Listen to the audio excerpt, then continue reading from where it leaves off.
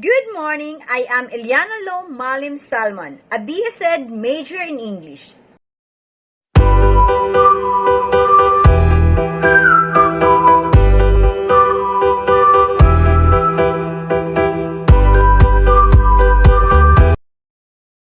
Main objectives of my demonstrations for today is at the end of the lessons, the learner should be able to tell something about the majestic civilizations of Greece, explain the prolific literatures of Greece, identify the elements of short story entitled The Adventures of Odysseus, and relate and have a self-reflection in regards to the short story entitled The Adventures of Odysseus, and share their personal experience about act of heroism as embodied by the character of Odysseus, and participate actively in performing the activity and present the short story entitled The Adventures of Odysseus in the means of dramatizations. Before we begin, may I request someone from the class to lead us the opening prayer.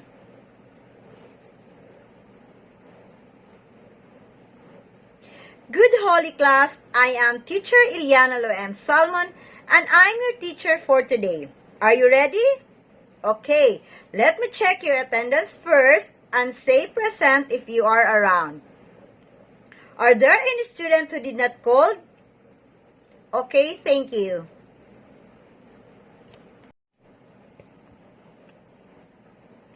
Class, have you ever heard of this maxim, there's no place like home? Have you ever experienced being far away from home? What did you feel?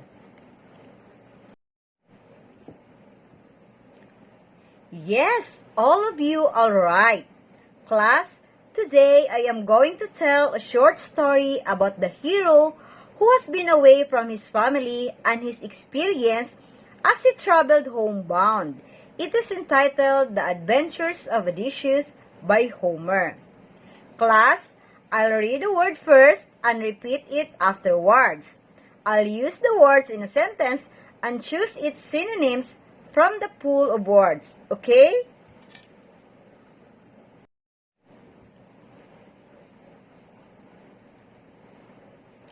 Prophetis. Quiapo is warm with a lot of quack prophetis. Who wants to answer? Prophetis. A female frappet. Can you use it in a sentence? Okay, very good, thank you. The next word is fleet. Who wants to take it?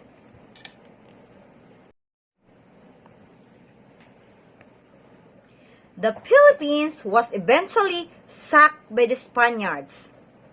Sack. Captured. Can you use it in a sentence? Brilliant answer, thank you. How about this word arrogance? Who wants to take it? His arrogance made him lose all his money. Arrogance, boastfulness. Can you use it in a sentence? And last, I finally won a voyage to Singapore. Voyage, journey, or a trip. Can you use it in a sentence? That's very good. Class, let us read the words for the day. Prophetis, fleet, sack, arrogance, voyage. Class, before discussing the story, I want to check if you've gone through it. So kindly get a 1/4 sheet of paper and number it from 1 to 10.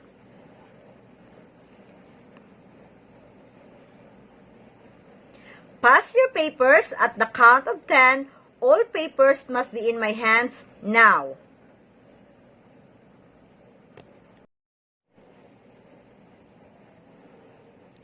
Class, I am sure you are already familiar with the Greek civilization. It is one of the pioneers that ruled early civilization. Can you say something about the ancient Greece?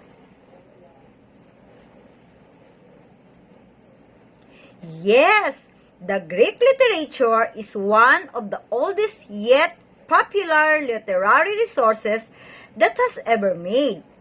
It reflects the ingenuity and creativity of the people during the ancient era. I am going to show a brief overview about the Greek literature. What can you say about the literatures of Greece? Very good.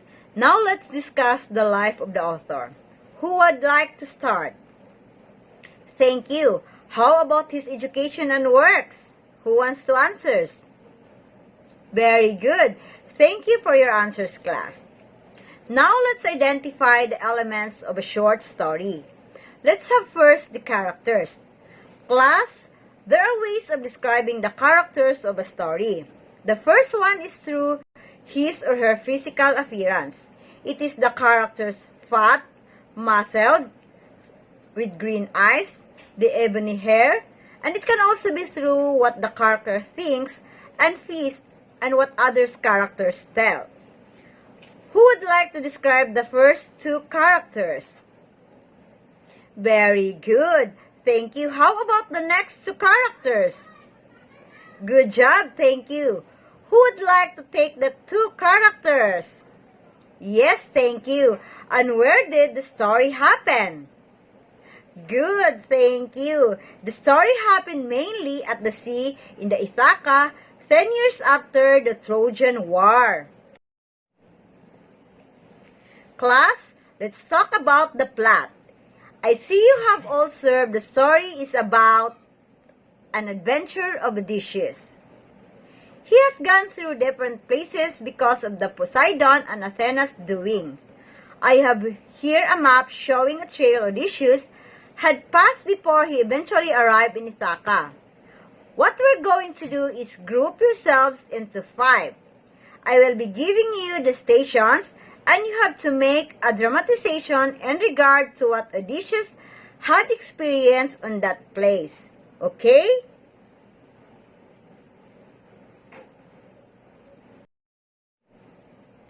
Let's start. Group 1. Nice dramatization. Let us give them 5 claps and 5 foot stamps. Let's have the group 2. That was good presentation. Let's give them a barangay clap. Next group 3. Very nice, everybody. Give them a round of applause. Let's have the group 4.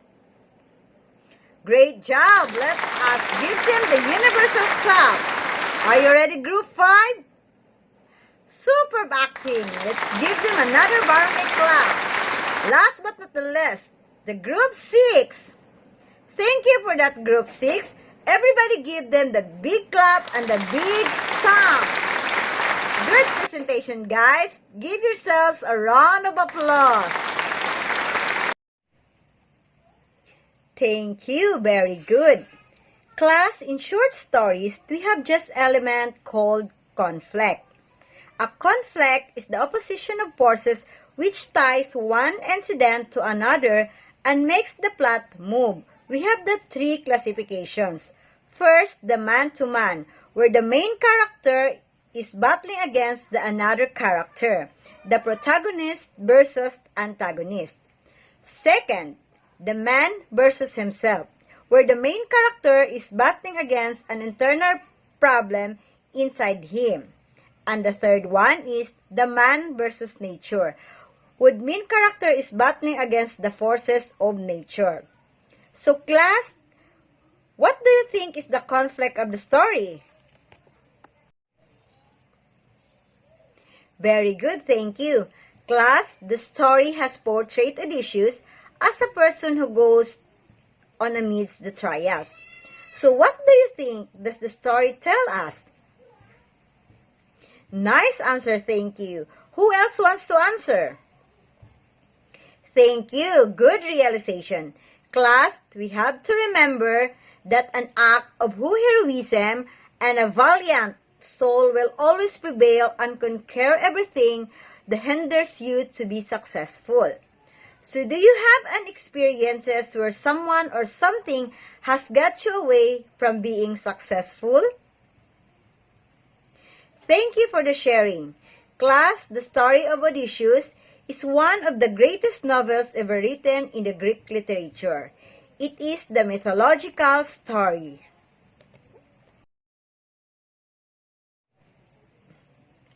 Okay, class, kindly get a 1/4 sheet of paper and number it from 1 to 10 and answer the following questions.